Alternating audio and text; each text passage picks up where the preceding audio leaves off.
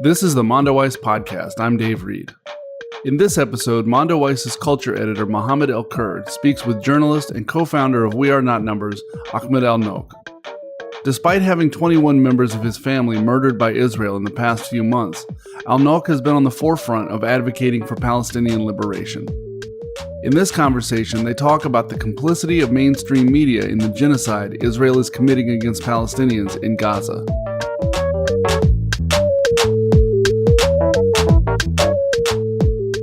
Welcome, Ahmad. It is such an honor to be with you today. I appreciate your time despite everything that's going on. I understand how much energy this takes. I want to begin by asking you to introduce yourself to the audience. Thank you, Mohammed. It's actually my honor to speak to you. I've been following you for a long, long time. And as I told you before, you're an icon for Palestine. I'm very proud of you. And all of Palestine is proud of you. So thank you very much. Introducing myself. I'm just an average Palestinian person, not special. Okay, my name is Ahmad Al-Naouq and I'm 29 years old. I have lived all my life in Gaza until I was 25 years old when I traveled to the UK to do my master's degree in international journalism. Before that, I did my BA in English literature at Al-Azhar University. When I was in Gaza, I co-founded a project called We Are Not Numbers with an American journalist. Her name is Pam Bailey. Together, we started a project called We Are Not Numbers. And then I also co-founded another project called Across the Wall. I also worked at a human rights organization called the Euromed Human Rights Organization. And now I'm a journalist in London. You say you're an average person, but it's not average to co-found multiple organizations, multiple projects. And it's not average to take on the role of a media ministry. You could say that I was a little bit luckier than most of the Palestinians in Gaza. The trajectory of my life before the war in 2014 was different from now. So I was a very average Palestinian person. I just happened to speak English at that time. At that time, during that war, I lost my brother. And then my friend, the journalist, asked me to write about my brother. And writing the story about my brother at that time, it changed all of my life. And I was lucky to have a friend who speaks English, who's an American, who gave me the platform to write about my brother. But many, many other Palestinians were way more special than me, but they did not have this opportunity. So they did not have this turn of event in their life. It's amazing how English is a bit of a currency, or English can become a bit of a currency, and it can change the trajectory of people's lives. I mean, I grew up in a very similar situation where my ability to speak English, albeit broken English, transformed the chances of me being heard, because we know that many journalists, particularly foreign journalists, who come to the Gaza Strip or who come to Jerusalem toy with our stories. They don't do their due diligence. They don't report accurately. And so, as I said earlier, you are transformed into a one-person media ministry where you're supposed to not only heft a crime and an atrocity committed against you by the Israeli regime, but you are then tasked with the task of reporting on it and advocating for yourself and your family and neighbors. In the past few weeks, we have seen you, because of the genocide unfolding in Gaza, we have seen you take the center stage, and we have seen you talk about not only the many members of your families who have been martyred and have been murdered by Zionist forces, but talk about the situation unfolding in the Gaza Strip. And such work is not without challenges. You have been met with a lot of hostility from mainstream media. Can you talk to us a little bit about this? So, yeah. I have met with a lot of hostilities from the mainstream media here and from people who follow the mainstream media. But I also have to say that I have also met with a lot of love and sympathy and support from the British public. And this tells you how different the people and the public from the institutions in the UK, from the government, from the mainstream media. But yeah, my experience with the mainstream media in the UK was a little bit difficult, to be honest. You have mentioned before that now, in Gaza, I was speaking to the media and I have talked about my family and about the people in Gaza. At that time, when Israel killed my family, I feel that I really need the time to grieve my family and stay in my home, don't go to work, don't speak to anyone, because I've lost 21 members of my family. And these members of my family, Mohammed, you are from Palestine as well. And you know how In Palestine, we are socially connected to each other. Our family is the most important thing in your life. My father was the most loved person.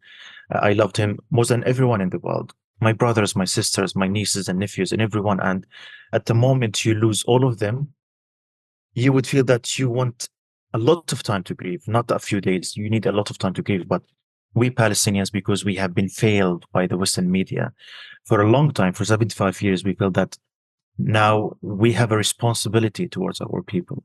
We can't just grieve and ignore the suffering of other Palestinians. We can't ignore our responsibility to talk to the people here. So I was not reluctant a moment to go and speak about my family and about my people. But first, this brings me to another important issue here. I was interviewed by most of the mainstream media, like all of them in the UK. And the reason they interviewed me, not because they care a lot about the Palestinians, but because I forced them to interview me in a way or another, because I posted about my family. I posted about what happened to them. I talked about my father, my brother, my sisters, my nieces and nephews. I talked about them on my Twitter, my personal account on Twitter, and people shared my posts widely. And hundreds of thousands of people read my post. Millions of people read my post and shared them and posted about them. And there was a huge sympathy within the British public, actually, about my people. And then the Western media was forced to talk about my story, because here's a person who can speak English and who lives in London. And the media the social media has been publishing a lot about him. So they were forced to interview me. And they did not interview me because they care about me or because they love me or they care about the Palestinian voices. They feel that they can't ignore this story because it's big. And the alternative media outlets also interviewed me, like Double Down News and Novara Media and other alternative media in the UK. They interviewed me. So they were forced to interview me. And then my experience with them was a little bit weird. For example, one of the, Mohammed, you have been on the media hundreds of times. Before they ask you to go to the studio, they would do like a pre-interview and they would ask you. I guarantee you, many of them would ask me, Ahmad, are you prepared to condemn Hamas when you are live? And I would tell them, why do you even need to ask me this question? You're interviewing a person who lost all of his family. So why do you even want to ask me this question? Do you think this is a sensitive question? So the question of condemning Hamas was always there. Another interview, they asked me to consider Hamas a terror organization. I was shocked because they interview you, not because they want to hear you. They interview you because they want to embarrass you. They want the Palestinians who live in the UK to attack Hamas and to condemn Hamas and to consider Hamas a terrorist organization. But why do they want to ask us these questions? They want to give the audience a gesture or an implication that these Palestinians, they hate Hamas. They think Hamas a terrorist organization. They condemn Hamas. So Israel has the right and the duty to kill Hamas and to destroy Gaza. And then they would give a justification to Israel to do whatever they want with the Palestinian people. On ITV, that was a few days after I lost my family, they interviewed me. And they guaranteed me, they said that they have psychologists and they will support me. They will be sensitive to me. And they gave me many assurances. And then when I was live with them, they asked me, Ahmad, do you think, were your family close to you? I mean, yes, were your family close to you? Were they a big remarkable. Yes. It's absolutely remarkable. It's as though they do not see us as human beings. And in fact, they ask us these questions on whether we condemn Hamas to see whether you are condemnable, whether they can condemn you or not. It's about, dividing those who are with them or who they see as humans and those who they don't see as humans. And it's absolutely... It is a litmus test. It's a test. Yeah, so it's absolutely... If you condemn Hamas, then you have the agency. You can have a voice. If you don't condemn Hamas, then we shouldn't talk to you. Then you're a terrorist or a terrorist sympathizer. They want to test your humanity before you go with them, as if Hamas is a test. If you condemn you don't Hamas, have the option. You don't. And I think one piece of information that falls between the cracks is that if we are located in Britain or if we're located in the United States, condemning Hamas is not an option because there are laws in place that says we are only allowed to have one opinion. Otherwise, we risk legal persecution. So it's not only this is not only a racist line of questioning that has only one answer, but it's also an endangerment of the guests. But my next question to you is, do you condemn Hamas? No, I'm kidding. is a trap, Muhammad. I know. It's a trap. It's not. Because there isn't yes or no answer to it. Whether you answer yes or no, you're in a problem. And we are against the premise of this question. Absolutely. I don't want to be asked this question in the first place. And that's why every time I'm asked this question, I don't want to answer it. I don't want to answer, not because I'm afraid of this question, but I refuse the premise of this question. It has nothing to do with Be asked this question. It has nothing to do with it's just a complete racist double standard that has nothing to do with the interview. You said something about mainstream media versus alternative media, and I was wondering, with mainstream media, my feeling is the reason you were invited is because, like you said, the crime perpetrated against your family was so significant that they could not ignore it. And I am afraid that if it weren't for these massive prices you were forced to pay and your family was forced to pay, then you would not have been invited. Do you feel like the questions were a bit different when they came from alternative media networks? They're very different. This is a very important issue, Muhammad, is that the mainstream media or the Western media only give the Palestinians a voice when there is a bloodshed, when we lose loved ones. For example, the first time when I lost my brother in 2014, I had a chance to write about my brother. And this time, it took me to lose 21 family members and my home to be interviewed by the Western media, to be allowed to give my voice. And this is very dangerous. The Palestinian people have been going through slow death for 75 years. But slow death for the Western media doesn't matter. It's okay. We can die. We can live under occupation. We can live under siege. We can live under collective punishment. We can live under checkpoints and settlements and all of that. And we would never be asked to give our testimony, to speak to the media. It only takes them to lose not only one member of my family, multiple members. All of my family had to die in Gaza in order to be interviewed with 1 or 2 or 5 mainstream media outlets. And not all of them were actually respectful. Some of the questions were actually rude to me. One of them, for example, I'm going to give you an example. And this interview, I did not post on my social media. It was with Talk TV. And I told the host that I lost 21 family members. And they said, collateral damage. It's okay. And I told them, you're talking about human lives here. Do you believe in the international law? He said, no. What about the UN? The UN is a spin force, he said. What about the human rights? They don't care. And then he said, why don't you revolt against Hamas? I told him, well, if the Palestinians in Gaza did not revolt against Hamas or stood up against Hamas, does that give Israel the right to bomb Gaza indiscriminately, kill all of these people? And he said, yes. So some of these interviewers were very, very rude to me, and they're so insensitive. And they can speak in the UK and they can talk all of this genocidal language and no one cares about them. But if a Palestinian ever said this about Israel, they will definitely be charged with terrorism or hate speech. Yeah. It's our duty to reject the premise of the question, because what we are being told time and time again is that the Palestinian need to live up to a certain set of characteristics, and only then will we condemn their killing, or only then will we deem them mournable. I see this also with the Israeli propaganda tactic of like saying that they found Hitler's Mein Kampf in people's homes. And I'm of the opinion, I know it's propaganda, I know it's fake news, but I'm of the opinion if every single house in Gaza had a copy of Mein Kampf, that does not excuse genocide. We cannot transform thoughts and ideas and even simple ignorance into cause for killing and murder. That's not how the world works. And this cannot apply to any other people in the world today, except for Palestinians, that the contents of your heart or the perceived contents of your hearts render you killable. That is, to me, exactly insane. It is insane. It is insane. And we have seen multiple reports in Gaza. For example, in Jabalia, in the few first days of the war, they bombed a neighborhood in Jabalia, killing 400 people because they said there was a Hamas commander there. So for them, the lives of 400 people doesn't matter. They don't care about the 400 people, and they bombed the area, and eventually there was no Hamas. I don't understand what is the use of law, international law, and the system. If you are going to kill everyone for just go to Gaza, if you find someone or you can charge who deserved it, okay, we can talk about it. But because you have a book, then you can kill the man, you can kill his children, you can destroy his home, you can destroy the economy of Gaza.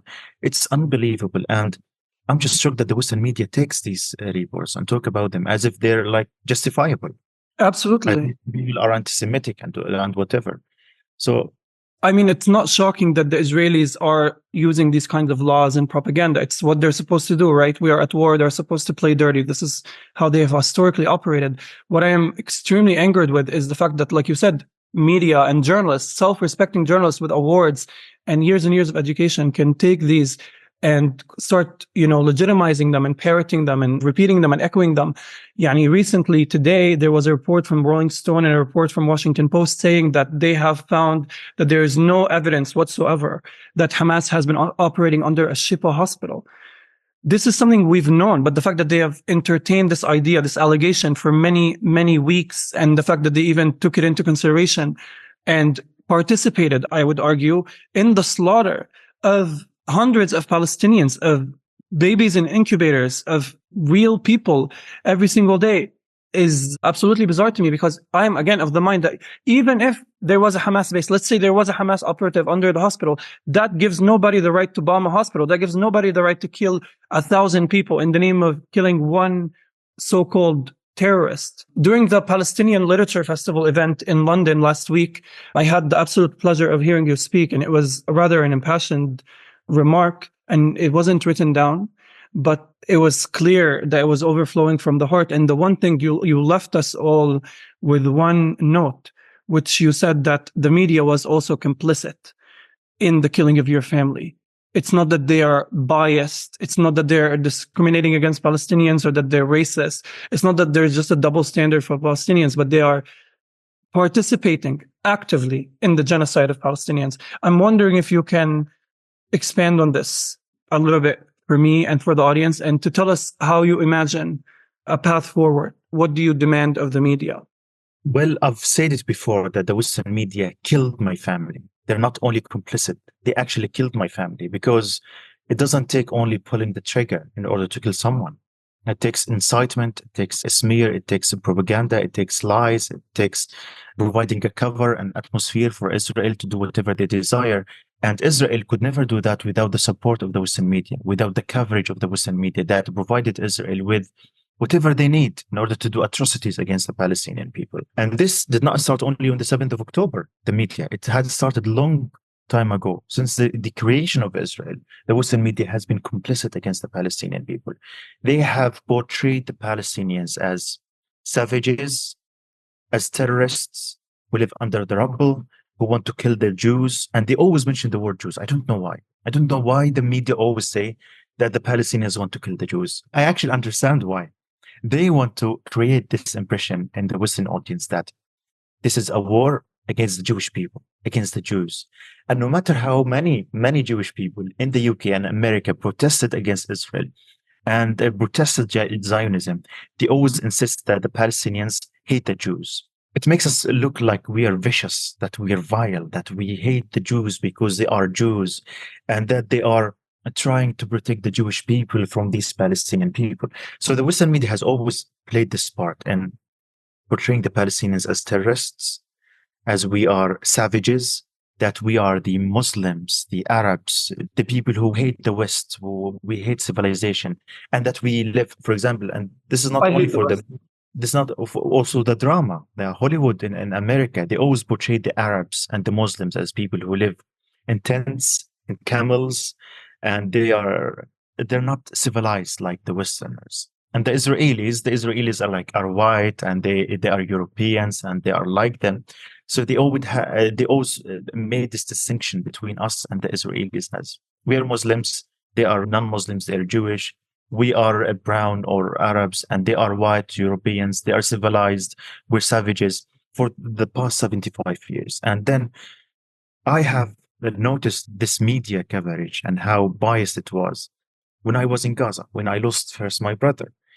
And then I was only 19 years old. And then I was in Gaza. I've seen the horrors of the war. I've seen the horrors of the blockade of Gaza.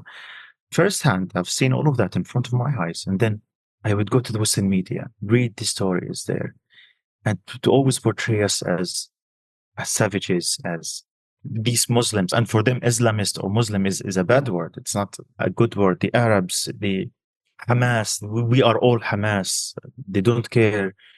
And they always would justify for Israel the killing of the Palestinians. And they would always do not give the Palestinians the agency, their narrative, their testimony. They don't interview the Palestinians often.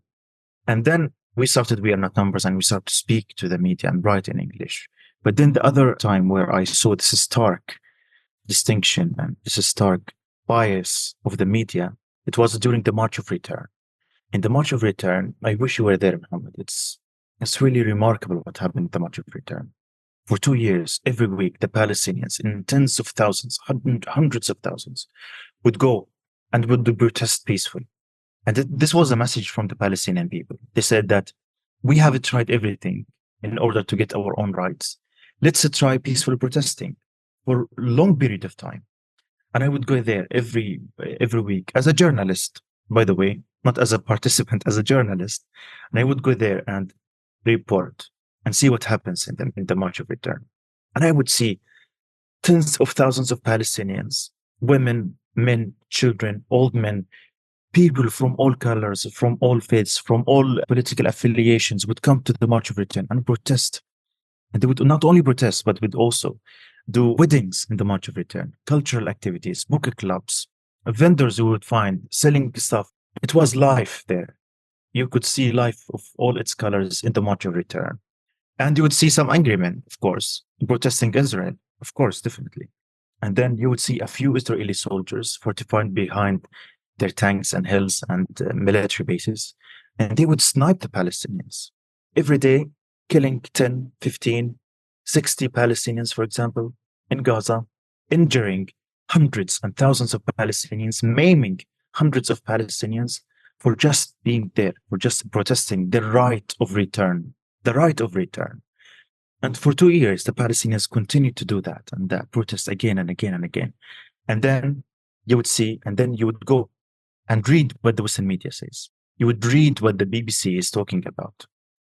On that 14th of May, Israel killed 59 protesters in Gaza, peaceful protesters. Many of them were killed in front of my eyes. I was there, and I saw Israel shooting an 11-year-old boy who was so far away from the fence. And I saw a bullet in his head, and he died immediately. He was just a few meters away from me, doing nothing. He even had his bag, his school bag, on his back, and he was killed. I saw someone who got a bullet in his eye, and I saw like blood coming out of his eye.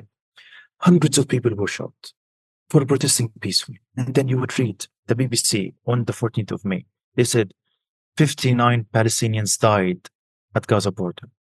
They would say Palestinians died. So it's always the Palestinians die.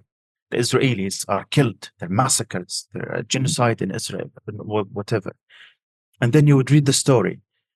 They would quote the Israeli army. They wouldn't even quote the Palestinians who protest on the March of Return. They wouldn't come to the Gaza and write features about the Palestinians who were shot or the families who lost their loved ones in the March of Return. They wouldn't quote the organizers of the March of Return. They wouldn't do that.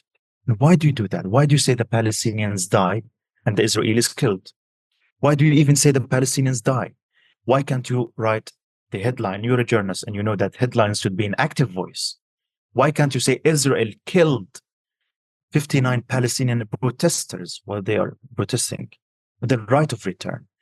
And on that, the New York Post, for example, wrote a story, a feature on the Israelis who live in the kibbutz around Gaza, interviewing them, how they feel about the Palestinians who are protesting, for example. And I was like, why can't you do proper journalism? But I know why, because they don't want the truth to be conveyed. And then I went to the UK and I started doing my master's in journalism. My dissertation was about the March of Return and the coverage of the Western media in the March of Return. And then I was doing a research on how the Western media coverage on Palestine and Israel was. And then I was stumbled by hundreds of books, research, papers. Everyone is saying that the Western media is biased when it comes to Israel-Palestine. And you might think that the BBC did not do this research. Of course, they know about this research. Of course, they know what's going on in Gaza. Of course, they know the criticism that they have. But why do they keep on? Why do they insist on dehumanizing the Palestinians? depriving them of their voice, refusing to give them the agency, their narrative.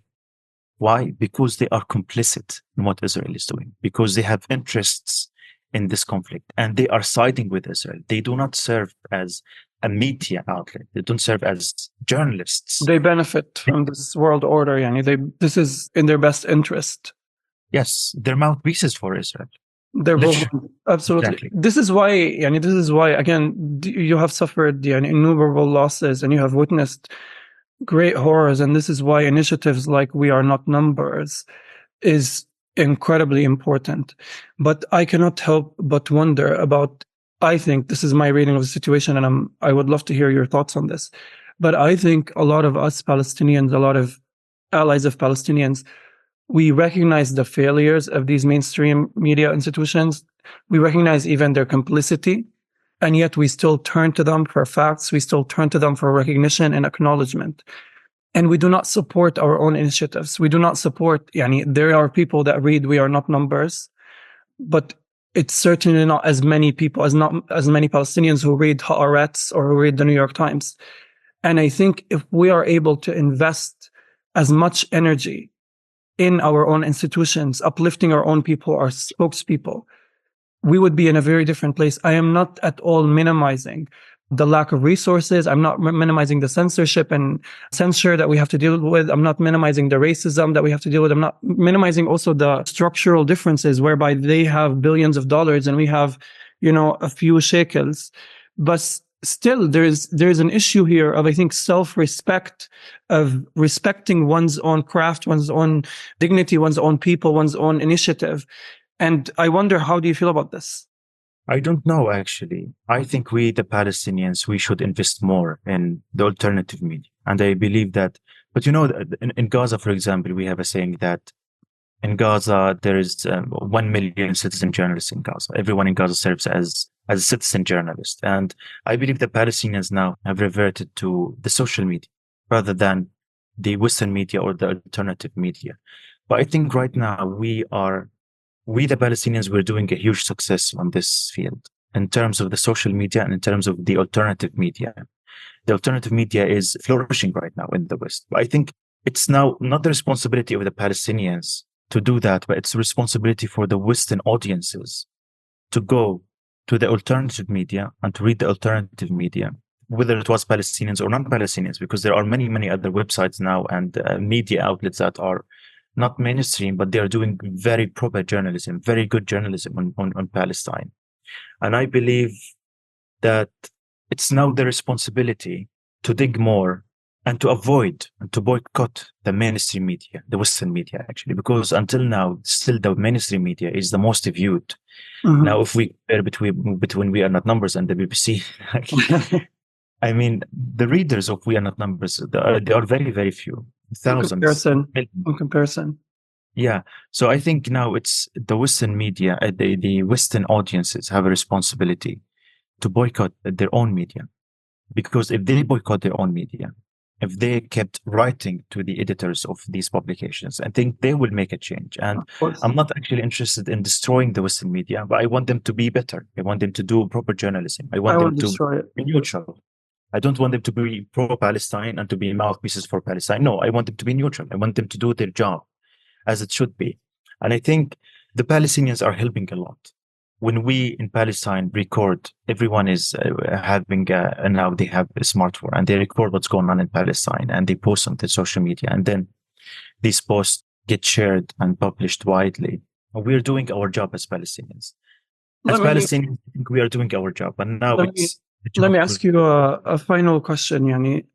I said this, Yani, after you gave your remarks during the Palfest event, and I say this today, you are incredibly, Yani, I don't want to use words like courageous or brave or anything, but you're incredibly inspirational to be able to remain level-headed despite everything and to be able to offer us all of this insight and incredible analysis.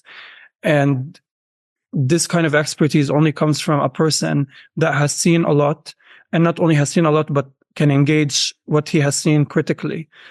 right now in the West, we are seeing unprecedented levels of censorship and punishment and recrimination against Palestinians and pro-Palestinians. But I am very optimistic about all of this. I think it's an exciting transition. I think they are intimidated and threatened by the kind of pro-Palestinian sentiment that is growing. So as we close, I just want to ask, how do you see the next few years? Where do you think we should go and what should we be doing? This is a very interesting question, Ahmed, because It's big. it's big. You know, sometimes I would feel so depressed, so optimistic, so pessimistic about what's going on in Palestine. When I look in Gaza and read the news and I see the levels of destruction and horror and fear and starvation in Gaza. Starvation. Can you believe it? There is starvation in Gaza. And the military occupation. And I would see the world powers. They support Israel unequivocally. They still give Israel the weapons and the diplomacy and everything to keep on fighting the Palestinians and oppressing the Palestinians. And all of that is depressing to me. It makes me feel pessimistic. But what makes me very, very optimistic is the power of the Palestinian people. Because the Palestinian people are very, very powerful. They're very proud. They're doing wonders in Palestine. And they are, despite all the struggle and fear and the war and destruction that they endure, they're still emerge as lovely people, beautiful people, as people who are staying in their lands and refuse to leave their lands and homes. And they still love life and they want to build life and they want to have a better future. And they're working very, very hard. I've seen the doctors who work in Gaza. They do not sleep for many, many days, despite the lack of equipment, despite the lack of support, despite the lack of supplies. They're still working. I see the journalists. 93 journalists have been killed since the 7th of October in Gaza. But yet, the Palestinian journalists are still working day and night. You know, I've seen Wa'il al-Dahdo. He's a symbol of resistance, of power. And he lost his wife. He lost his children. And the other day, he went on camera and he continued covering the news. He was injured a few days ago and his colleague was killed. And yet, he's still speaking. He's still doing this coverage. So these people, they can make wonders. And as long as we have a people who are so courageous, who are so lovely, who are so powerful, I think the future is ours. And I'm also very hopeful when I see the British people and the American peoples.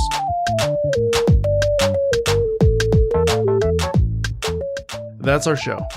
Mondoweiss is a non-profit publication with no paywalls. If you would like to support our work, please go to mondoweiss.net/donate. Please leave a rating and review to help other listeners find the show.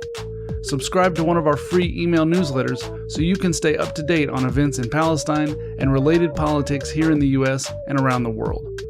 Finally, if you have any more feedback, send me an email at dave@mondoweiss.net. Thanks for listening. We'll be back soon with a new episode.